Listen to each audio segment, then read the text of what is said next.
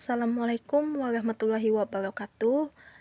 Kembali bertemu lagi dengan saya Fajrina. Pada pemaparan pada video akan saya sampaikan pada mata kuliah bioteknologi mengenai materi yang saya angkat, yaitu aplikasi bioteknologi di bidang pangan, khususnya pengawetan dan fermentasi pada makanan dan minuman. Bioteknologi itu adalah teknologi yang memanfaatkan mikroorganisme. Jadi di bidang teknologi yang menyalurkan mikroorganisme itu dapat membantu dalam kehidupan kita sehari-hari. Di mana pada bioteknologi ini terbagi menjadi dua, yaitu bioteknologi konvensional dan bioteknologi modern. Bioteknologi konvensional atau tradisional yaitu teknologi yang menggunakan bantuan mikroorganisme tanpa rekayasa genetika dan fokus pada cara seleksi alam mikroba yang digunakan dalam modifikasi lingkungan untuk memperoleh produk yang optimal. Jadi cirinya itu dengan tanpanya dia menggunakan rekayasa genetika, ciri bioteknologi konvensionalnya ini kurang steril karena dia tidak melakukan isolasi mikrobanya tersebut, sehingga dalam produk yang dihasilkannya itu dengan jumlah sedikit atau terbatas. Adapun dari hasil produk bioteknologi konvensional ini, contohnya itu seperti tape, tempe, kecap, yogurt, dan keju.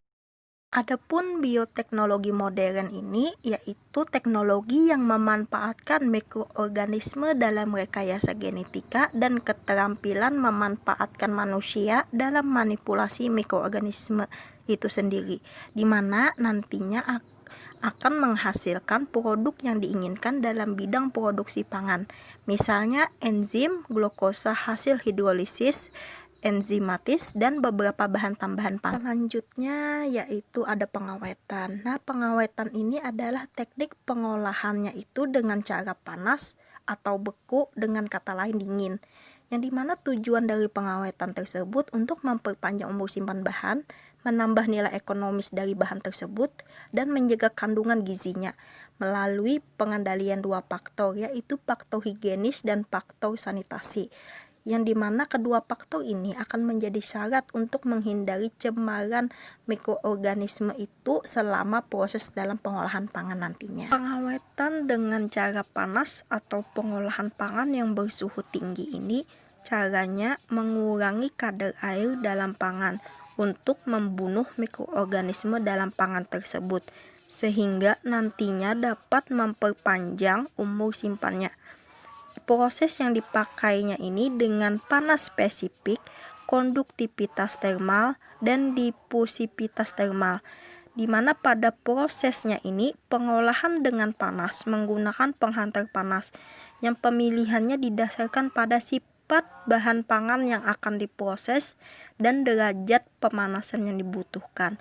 Seringkali mikroorganisme yang rentan muncul pada bahan olahan yang bersuhu tinggi atau panas ada Bacillus subtilis, Campylobacter jejuni, dan Clostridium sporogenes, dan sebagainya. Pengawetan dengan cara beku atau pengolahan pangan yang bersuhu rendah ini gunanya untuk dapat mempertahankan karakteristik sensori dan nilai gizinya, sehingga dari hasil produknya itu berupa yang bersifatnya berkualitas dan bernilai tinggi, di mana suhu pada pangannya ini dijaga antara -1 derajat Celcius sampai 8 derajat Celcius.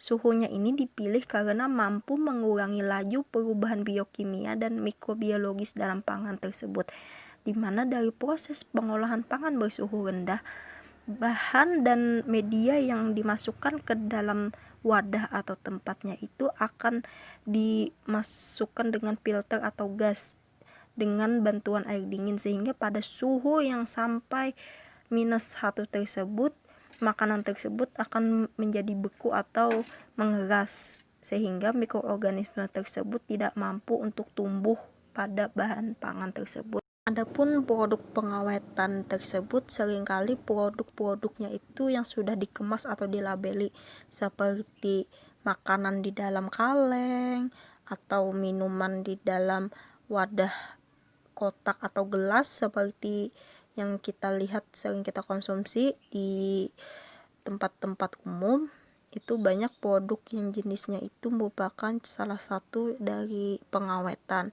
seperti sosis, es krim, bahkan sampai ke ikan kalengan. Berikutnya yaitu fermentasi. Nah, fermentasi ini dia adalah suatu produknya itu dengan cara pengolahan dengan suhu lingkungan yang dipengaruhi oleh lingkungannya tersebut, di mana fermentasi ini berasal dari kata fervere atau dari Latin yang berarti mendidih, sehingga menggambarkan dari aksi si ragi tersebut dalam mengekstrak buah selama pembuatan minuman yang beralkohol.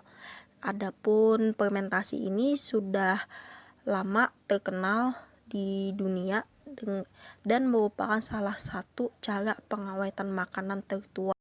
Fermentasi secara biokimia ini adalah metabolisme yang berlangsung secara anaerob, di mana kondisinya itu tidak membutuhkan oksigen, yaitu pada proses pemecahan bahan organiknya itu khususnya glukosa dan bahan organik lainnya, baik yang bertindak sebagai donor elektron maupun akseptor elektronnya itu dengan jumlah energi dalam bentuk ATP yang nanti akan dihasilkan pada proses bakteri anaerob fakultatif, yang dimana bakteri anaerob fakultatif ini mampu melakukan proses fermentasi tanpa ketersediaan oksigen, yang dimana bakteri yang bersifat anaerob fakultatif ini berfungsi sebagai akseptor elektron.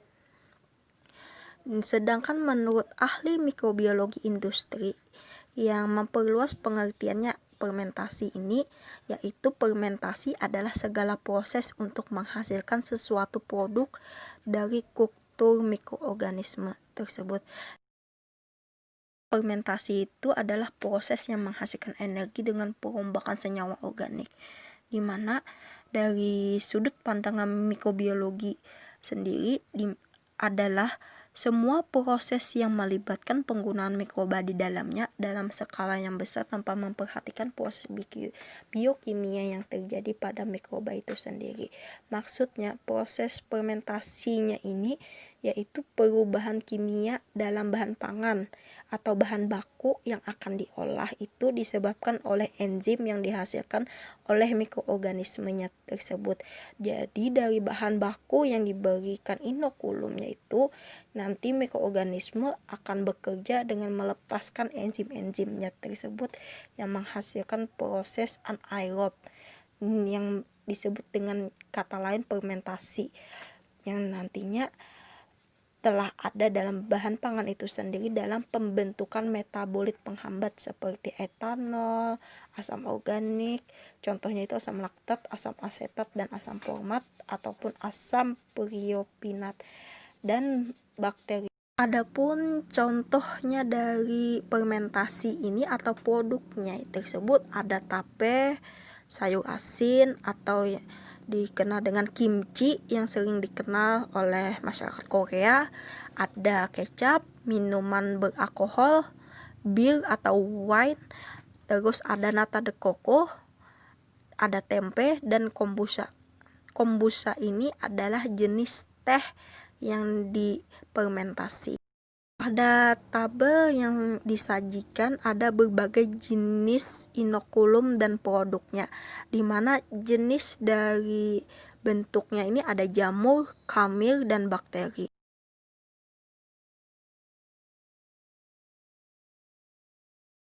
Pembuatan tempe tersebut ada beberapa langkah yang dilakukan, di mana dari biji kedelai itu dibersihkan dan direndam. Nah, direndamnya ini prosesnya itu sekitar 24 atau 48 derajat hari.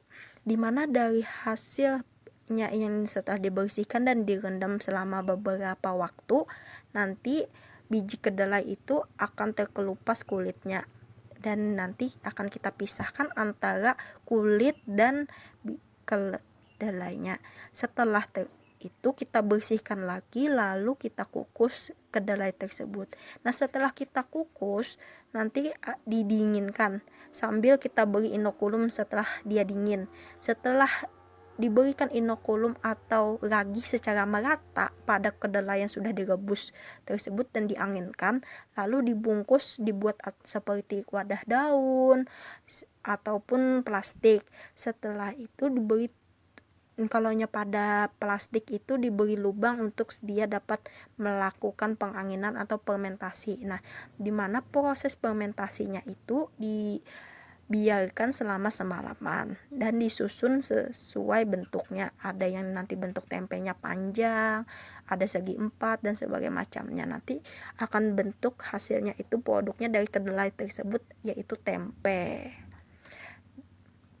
Dimana dari hasilnya tempenya itu jenis jamur yang dipakai atau inokulumnya itu adalah Rhizopus oligoporus.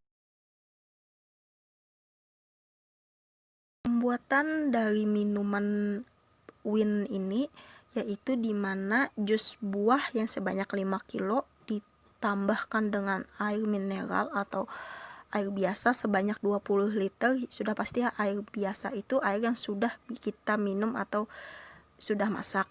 Lalu ditambahkan dengan gula pasir sebanyak 2-3 kilo. Di sini sebelum kita melakukan langkah pertama pencampuran tersebut, kita aduk semua bahan yang sudah kita masukkan ke dalam wadah. Setelahnya kita lakukan perebusan. Nah, perebusan atau mashnya ini dilakukan sekitar 30 menit setelah air itu mendidih. Setelah dia mendidih, kita lakukan dengan pemindahan ke dalam suatu wadah atau ke fermentor. Nah, sambil memindahkan dari hasil mash yang telah direbus tadi, kita lakukan dengan cara disaring antara memisahkan ampas buah dengan sari yang akan dihasilkan atau minuman yang akan kita buat menjadi win. Selanjutnya setelah kita melakukan pemindahan, kita dinginkan kurang lebih 40 derajat Celcius sampai suhunya sampai betul-betul dingin atau hangat. Setelah itu akan kita berikan inokulasi starter. Nah, atau pembuatannya supaya menghasilkan dari minuman tersebut tadi menjadi bir atau win. Adapun pemberian inokulum atau starter itu bentuknya hamil atau yes dengan nama Saccharomyces cerevisiae. Setelah kita melakukan inokulasi ragi atau yesnya itu sebanyak 10-20 gram. Itu kisarannya itu antara 18-20 liter mash yang kita hasilkan dari produk pertama yang kita lakukan 3 langkah tersebut. Setelah kita berikan inokulasi atau fermentasinya itu, dia akan melakukan hasil kerjanya itu, bakteri tersebut menghasilkan waktu selama 2 bulan paling sedikit. Bahkan untuk seringkali produk yang betul-betul bagus atau win itu ada yang minumannya itu hasilnya selama fermentasi setahun ataupun berapa tahun ke atas. Itu semakin lama produk yang penggunaan fermentasinya itu semakin mahal harga yang dikeluarkan. Setelah kita melakukan fermentasinya itu, bakteri yang bekerja selama 2 bulan minimalnya, nanti akan dilakukan pengkempasan. Sekian dari presentasi saya pada video yang saya sampaikan pada kali ini. Terima kasih sudah menonton dan melihat. Kalau ada pertanyaan silahkan kalian tulis di kolom komentar. Kalau tidak ada, terima kasih. Saya undur diri. Wassalamualaikum warahmatullahi wabarakatuh.